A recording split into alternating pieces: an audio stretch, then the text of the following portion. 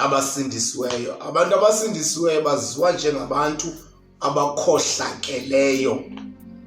Abantu abasindisiweyo abamkela uYesu njengenkosi nomsindisi baziwa njengabantu abakhohlakeleyo ngabanye abantu.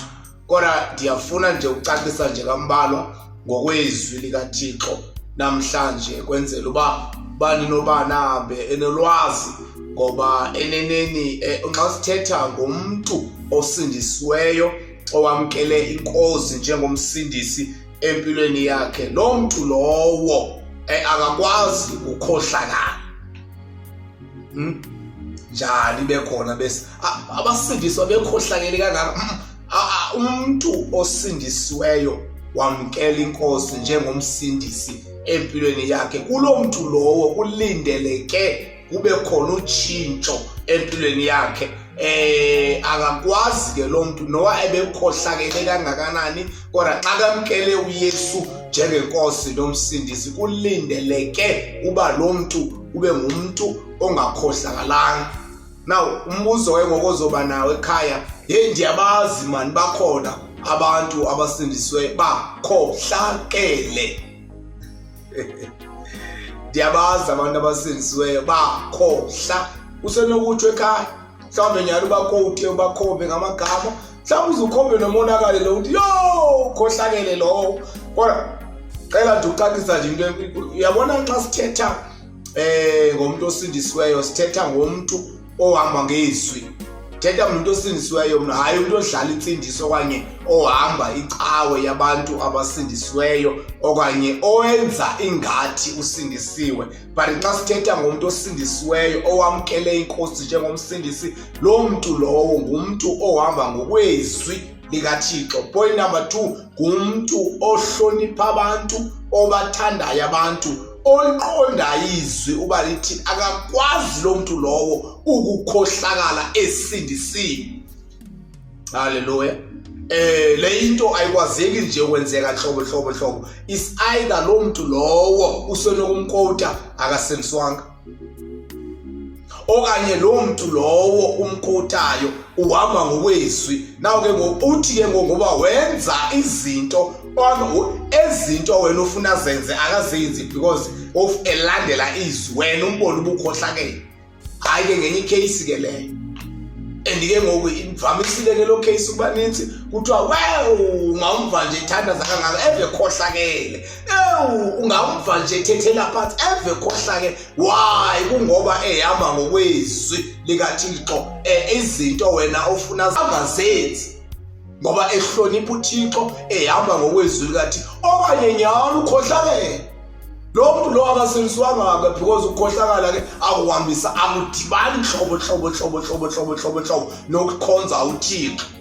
Haleluya. Masifunde izwi 1 Timothy chapter number 5. Sifunda ivesi eyodwa namhlanje. Ezinye zingazikota nje, kodwa make sifunde ivesi nje beyodwa. Timothy oqala chapter number 5 verse number 8. Ngafunda kwi-version zombili namhlanje, ngixhobile ngifaka amacala.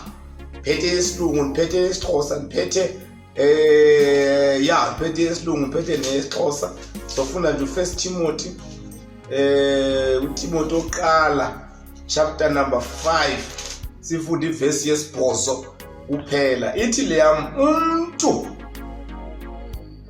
ongazikhathaleleyo izizalwane zakhe, ingakumbi ezihlala naye, selelulahlile ukholo, ungcole ngaphezu kwabangakholwayo.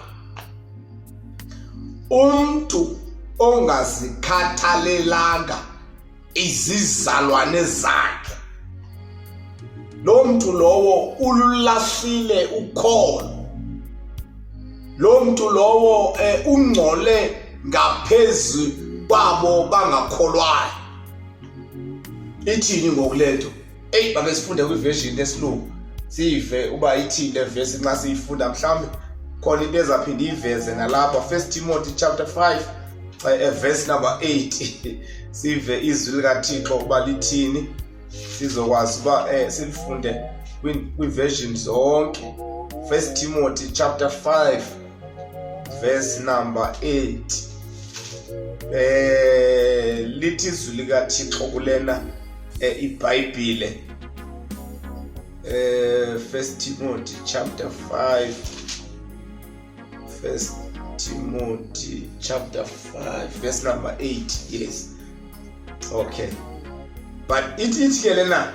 But if anyone does not provide for his own family, if anyone does not provide for his own family, especially for his own household, he has denied the faith and is worse than an unbeliever.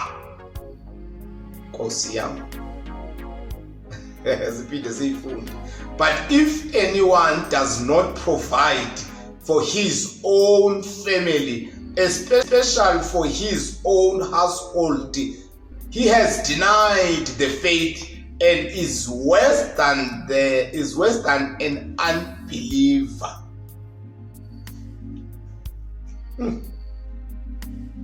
Now omnye ngokangayithatha from pha athi umuntu osindisiweyo bakhohlakele ngoba lithi izwi lenkosi umuntu ongazikhathalelanga izizalwane zakhe.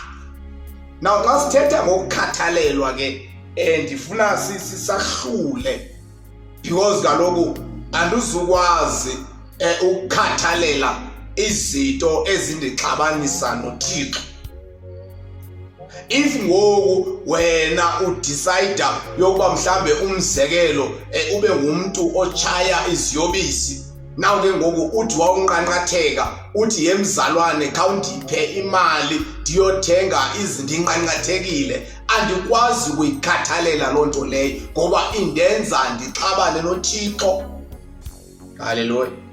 If wena udecide yokuba mawusele utywala, naw ke ngoku unxame ubutywala, awukwazi ukuthi uza kum ndizokuthengela utywala ndibe mna ndilazi izwi likaThixo elithi masingenzi manxila. Naw andizukwazi ke ngoku ukuthenga utywala ndikunike ndibe ndiyazi loo nto leyo uba yipoison.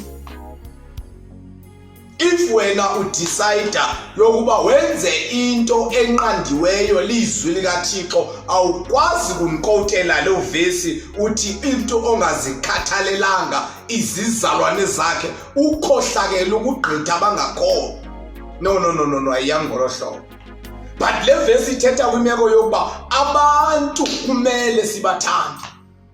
Now that's why ndithe umuntu osindisiweyo akakwazi ukhohlakala, because umuntu osindisiweyo uqondiswe, umuntu osindisiweyo nokholwayo. Uthi izwi lenkosi umuntu okholwayo onganakekeli ifamily yakhe ukhohlakele ukugqitha abangakholwa. That is why ke ngoku ukholwa awukwazi ukujonga isiqu sakho kodwa uyijonge naba-around wena uba le nto incinci ndiprovayidwe ngayo nguThixo, ndisikelelwe ngayo nguThixo, ndingakwazi na ukwabelana na nefamily yam, ndingakwazi na ukuphala pha ndivala ikonara pha ndingathi hayi yanele mna ndodwa. But lilizwi lenkosi ke ngoku ongakwaziyo ukuprovayida for ifamily yakhe ukhohlakele ukugqitha abantu abangakholwa. Hallelujah. Hallelujah. Nawe ngomasenzi masibuye nganene. Nawe ngundizalwa okanye uzalwa wena nomntakwenu, wena uzusindiswe umntakwenu angasindiswa. Nawe ngokufumaniseke ngokuba unqulo lwenu linqula ngongafaniyo. Wena unqula uYesu Kristu ulandela imithetho yakhe, kunezinto ongazenziyo ngokwezwi likaThixo. Lo akasindiswanga umntakwenu ngowendlu yakowenu, but ke ngoku yena akana problem nekunqula ezi zinto wena ungazinquliyo. Kufumaniseke uba ngoku wena awukwazi ukuyisapota le nto akayenzayo, akho khohlakala nganto apho. Hallelujah. Abantu baninzi bajikela inyaniso, balijikela ivangeli, babujikela ubuKristu, bancama bangena kwizinto ezinqandiweyo nguThixo, ezwini likaThixo, kuba bebaleka uba kuzothiwa bakhohlakele. Yebazalwane kumandi nxa isazela sakho kuyinto yenzayo sibe clean ngoba uyayazi wena uba uthanda bonke abantu, uhlonipha abantu bonke futhi abantu banqwenele lokulungileyo, but awukwazi ukuyisupporta into uThixo akayinqandileyo ezwini lakhe. Hallelujah. Namhlanje ukubone njengokuba uva abantu besikotela bethi hayi kanjani wena mzalwane uNtando, kanjani wena mzalwane uCango ungakwazi ukuyenza into ethile, kodwa besidla nobani inyama zezila bade batshova, besidla nobani inyama zamangcwaba bade batshova, kungoba abantu bahamba badikwa yile nto bakuthiwe bakhohlakele, banqoba bazenza izinto uThixo akazinqandileyo. Ngoba izwi lenkosi lona labhala alitshintshi lithi lingaquqeli emangcwabeni, lingaquqeli kwabayiloza kwabandumzelayo. Nange ngokufuneka ke ngokuba haleluya. Bazalwana abaninzi bancane bathi hayi lo uzathiwa sikhohlakele man, uzathiwa sikhohlakele, uzathiwa lelizwi lenkosi namhlanje umzalwane umuntu ongazikhathalelanga izizalwane zakhe, ingakumbi ezihlala naye, selelulahlile ukholo, ungcole ngaphezulu kwabangakholwayo. Haleluya. Ungcole ngaphezulu kwabangakholwayo. Into esebenzayo sisazela abazalwane, sisazela yabona nxa sifika kunqulo eyona nto efike ngokufika ibenzima ngoba isensitive kakhulu. Unqulo unazi indlela onqula ngayo. Uzofumanisa abantu abaninzi bathi mna apha ekhaya ndenza into ethile nethile, ndenzela abantu basekhaya abadala, ndenzela abantu bakudala abakho abangasekhoyo. Libe lithi izwi lenkosi ngapha abantu abangasekhoyo abasanekhaya labo. Incwadi yentshumayelo ibeka ngolo hlobo. Nawe ngokufumaniseka uba ke umzalwane ufestile akakwazi ukuya pha because uqonda izwi. Hayi lo mzalwane batako ndicela ukuyicacisa, akakhohlakalanga la mzalwane, kungoba uqonda izwi, akakwazi ukuyisupporta into against unqulo lwakhe. Hallelujah. Nawe ngoku if umzalwane ufestile udecide uba aconnect ikeyboard, aconnect imixer, ashumayele uze umntakwabo angezi, akakhohlakalanga umntakwabo, kungoba yena akalifuni olanqulo. Naw loo nto leyo mama ingadala ingxabano phakathi kwabo ngoba unqulo lwabo alufani. Lo unqula ngendlela uThixo athethe ngayo ezwini lenkosi, lo unqula ngendlela akazi ngayo nafundiswe ngayo mhlawumbe efamily yakhe. Haleluya. Diniwe kabazalwana abaninzi bancane bangena bathi sidiniwe bathinje amakhothisi makasifunde kwalapho ku First Timothy chapter number 4 sikhothi ivesi ezawufika abazalwane bazayikota kakhulu nxa sebethi sifunde chapter 4 verse number 4. Uthi kaloku yonke into edalwe nguThixo ilungile, makungabikho icalulwayo ke xa yamkelwe ngombulelo. Haleluya.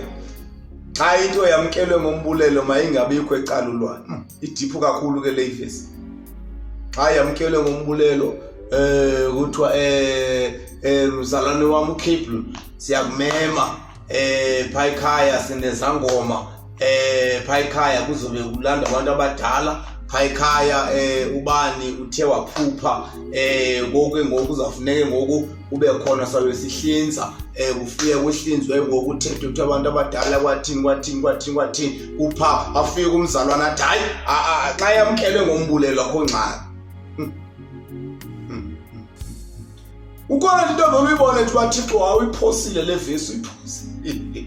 uyiphosile lo verse bazalwane mazingabe sayitsala into eninzi apho ndiyakhona nje uba umuntu osindisiweyo akulindelanga ukhohlakala. Akukho ukhohlakala okulindelekileyo emntwini osindisiweyo. Is either a misunderstanding between abantu bayijudge wrong because kaloku unqulo lalona umuntu lungafani nonqulo lalona. Ayithi loo nto leyo nxa lo engayanga kwalo akakhohlakele, lo nxa engayanga into ethi nje between nje bona unqulo lwabo alufani, banqula ngohlobo ongafaniyo and unqulo lupersonal. Now awunikwazi ke ngokuba 20 ukhohlakele okanye ukhohlakele xa engayanga kwakho engayanga kwalowa because kaloku unqulo lona ulithatha ngokwezwi likaThixo.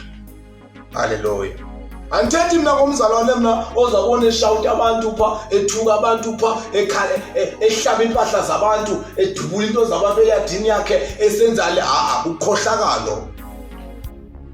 Yakwa futhi ke lo muntu akasindiswanga nje nhlobo ngoba umuntu osindisiweyo awulindelekanga sithuko emlomnyeni wakhe. Umuntu osindisiweyo awulindelekanga ukukhohlakala, awulindelekanga phu. That's why kufunda incwadi yamaGalati lizozicacisa iziqhamo ezilindelekileyo kumuntu osindisiweyo, lizicacise futhi neziqhamo ezazikhona before abe uyasindiswa. Umuntu osindisiweyo akakwazi ukukhohlakala abazalwane bami, akakwazi nhlobo.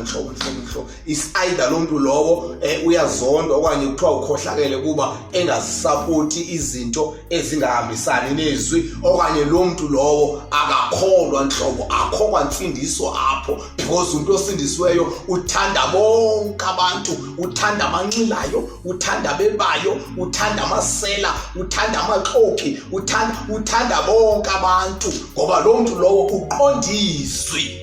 Umuntu osindisiweyo akakwazi ukukhohlakala, futhi umuntu osindisiweyo akavimi, futhi umuntu osindisiweyo akakhohlakala, futhi umuntu osindisiweyo umuntu osindisiweyo uwilling ukushare nabantu bonke kuloo nto incinci akayiphiwe nguThixo. Akakhohlakali, umuntu osindisiwe akasosela.